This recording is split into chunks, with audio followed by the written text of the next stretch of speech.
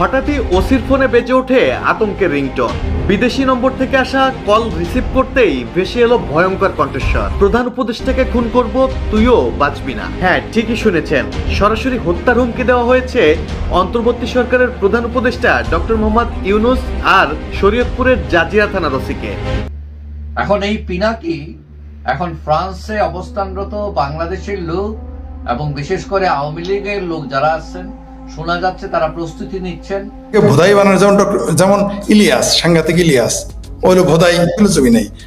তারপরে ধরেন ল্যাংটা সুলেমান, তার কাজ কি? তার তো একটা কোনো এজেন্সি, পৃথিবীর কোনো দেশের এজেন্সি ছাড়া। আপনি বলেন, আপনাকে কত বছর ভারতের থেকে তারপরে আপনাকে আমেরিকা যাইতে হয়েছে। আরো শুক্র 8 দিনে ও সকালবেলা গেল, বিকালবেলা ফ্রান্সে চলে গেল। দালমে কুস্ত কালা হায়। বিশ্বের বেশ কিছু গুরুত্বপূর্ণ খবর দিব এই ভিডিওতে। প্রিয় দর্শক, বাংলাদেশের সবচেয়ে আলোচিত বিষয় হচ্ছে যে পিনাকি ভট্টাচার্যকে নিয়ে একের পর এক আওয়ামী লীগের তাণ্ডব। এবার কি তাণ্ডব ঘটিয়েছে আওয়ামী লীগ? আসুন কথা না বাড়িয়ে সেই মূল ভিডিওটি এখন দেখে আসে। অবশ্যই ভিডিও শেষে না দেখে কেউ মন্তব্য করবেন না, 1 সেকেন্ডও না টেনে পুরো ভিডিওটি শেষ পর্যন্ত দেখবেন। চ্যানেলে নতুন হলে সাবস্ক্রাইব করে রাখবেন, ভিডিওতে একটি লাইক দিয়ে পুরো ভিডিওটি দেখতে থাকুন। হঠাৎই ওসির ফোনে বেজে ওঠে আতঙ্কের রিংটোন। বিদেশি নম্বর থেকে আসা কল রিসিভ করতেই ভেসে এলো ভয়ঙ্কর কণ্ঠস্বর। প্রধান উপদেষ্টাকে খুন করব, তুইও বাঁচবি না। হ্যাঁ, ঠিকই শুনেছেন, সরাসরি হত্যার হুমকি দেওয়া হয়েছে অন্তর্বর্তী সরকারের প্রধান উপদেষ্টা ডক্টর মোহাম্মদ ইউনূস আর শরীয়তপুরের জাজিরা থানার ওসিকে। ঘটনার সূত্রপাত শেখ হাসিনার জন্মদিনে। পুলিশের দাবি, সেদিন ঢাকা মহানগর উত্তর স্বেচ্ছাসেবক লীগের প্রভাবশালী নেতা মিথুন মণ্ডল জাজিরায় নেতাকর্মীদের নিয়ে গোপন বৈঠক করছিলেন। পুলিশ হানা দিলে পালিয়ে যায় সবাই। পরে রাষ্ট্রবিরোধী কর্মকাণ্ডের অভিযোগে হামলা হয় 65 জনের নামে। সে ঘটনার প্রতিশোধ নিতেই শুক্রবার দুপুরে ওসির নাম্বারে আসে সেই ভয়ঙ্কর ফোন। কলার ছিলেন পুলিশের দায়ের করা মামলার আসামি মিথুন ঢালি, আর কলটি এসেছিল বিদেশি একটি নম্বর থেকে। ফোনটি রিসিভ করতেই ওসিকে দেওয়া হয় মুহুর্মুহু হুমকি। অপর প্রান্ত থেকে বলা হয় টার্গেট 2 জন, খোদ প্রধান উপদেষ্টা ডক্টর ইউনূস এবং জাজিরা থানার ওসি মাইনুল ইসলাম। মোবাইলে হুমকি পাওয়া ওসি মাইনুল জানিয়েছেন, এটি নিছক ফোন কল নয়, এর পেছনে বড় চক্রান্ত লুকিয়ে আছে। ইতিমধ্যেই থানায় জিডি করা হয়েছে। অভিযুক্তকে ধরতে অভিযানে বিশেষ টিম নামিয়েছে পুলিশ। ঘটনাটি প্রকাশ্যে আসতেই প্রশ্ন উঠেছে, বিদেশ থেকে দেওয়া এই হুমকি কি শুধুই ভয় দেখানো, নাকি সত্যিই টার্গেটে প্রধান উপদেষ্টা? আর অভিযুক্তকে গ্রেপ্তারে কতটুকুই বা এগুলো পুলিশ? 5 আগস্ট পদত্যাগ করে দেশ ছেড়ে পালানোর পর থেকেই ভারতে অবস্থান করছেন সাবেক প্রধানমন্ত্রী শেখ হাসিনা। এরই মধ্যে কয়েক মাস আগে আওয়ামী লীগের রাজনৈতিক কর্মকাণ্ডে নিষেধাজ্ঞা জারি করেছে অন্তর্বর্তী সরকার। এমতো অবস্থায় ভারত থেকে আসন্ন নির্বাচন বানচাল সহ দেশকে অস্থিতিশীল করতে ভিডিও কলের মাধ্যমে নেতাকর্মীদের ক্রমাগত নির্দেশ দিয়ে যাচ্ছেন তিনি। এছাড়াও দিল্লিতে বসেই আওয়ামী লীগের বিরুদ্ধে অবস্থান নেওয়া ব্যক্তিদের দেখে নেওয়ার হুমকিও দিয়ে যাচ্ছেন। 24-এর গণ অভ্যুত্থানে যারা ছাত্র জনতার পক্ষে প্রবাসে থেকেও সামাজিক মাধ্যমে সরব ছিলেন, তাদের মধ্যে অন্যতম ফ্রান্সের প্যারিস শহরে বসবাসরত আলোচিত ইউটিউবার পিনাকি ভট্টাচার্য। এবার তাকে টার্গেট করে নেতাকর্মীদের বিশেষ বার্তা দিতে দেখা গেছে শেখ হাসিনাকে। নিজের ফেসবুক ওয়ালে সেই ভিডিও শেয়ার করেছেন পিনাকি ভট্টাচার্য। ওই ভিডিওতে বলতে শোনা যায়, ফ্রান্সে বসবাসরত আওয়ামী লীগের নেতাকর্মীদের উদ্দেশ্যে শেখ হাসিনা বলছেন, পিনাকি ভট্টাচার্যকে শ্বশুরবাড়িতে পাঠিয়ে দাও। জবাবে তারাও বলছেন, জি আপা, আমরা খবর নিয়েছি তার শ্বশুরবাড়ি টাঙ্গাইলে। ওই ভিডিও প্রসঙ্গে এক পোস্টে পিনাকি লেখেন, হাসিনার মূল সমস্যা কিন্তু আমাকে নিয়ে না, মূল সমস্যা আমার শ্বশুরবাড়ি টাঙ্গাইল নিয়ে। 2 বার সে আমার নাম নিয়েছে, সাথে সাথে শ্বশুরবাড়ির নামও নিয়েছে। আমার সঙ্গে সমস্যার বিষয়টা বুঝি, কিন্তু আমার শ্বশুরবাড়ি নিয়ে তার সমস্যার ঘটনাটা বুঝলাম না। আরেক পোস্টে এই ইউটিউবার লেখেন, মুজিবকে যারা জয় বাংলা করেছে তাদের আর স্বাভাবিক জীবনে ফেরা হয় নাই।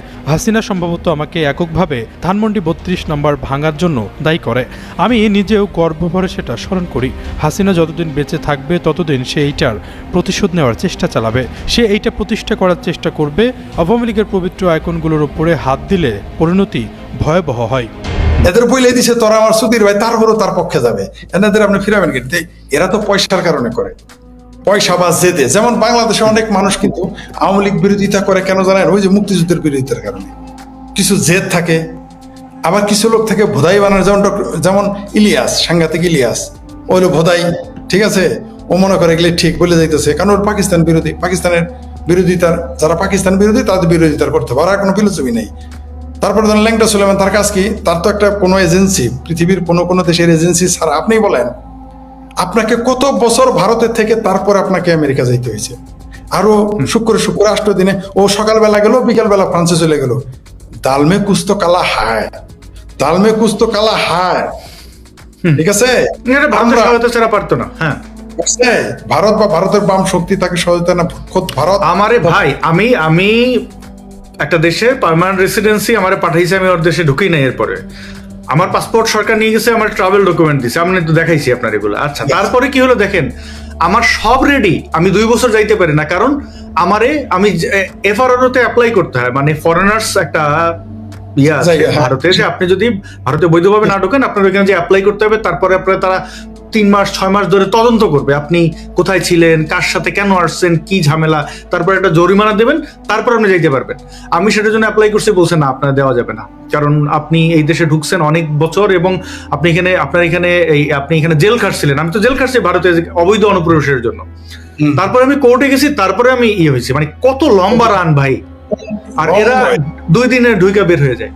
এরা 72 ঘন্টায় থাইল্যান্ড চলে গেল। তালমে কুস্ত কালা হয়, এগুলো আপনার ভোদাই মুসলমানদের বুঝাইতে পারবেন না ভাই। আপনারা যত রাগ করেন, আমি ভোদাই মুসলমান আপনাদের বলবোই। আপনারা ভোদাই না হইলে কিভাবে আপনাদের আমির হয় ল্যাংটা সুলেমান, একজন মুশরিক?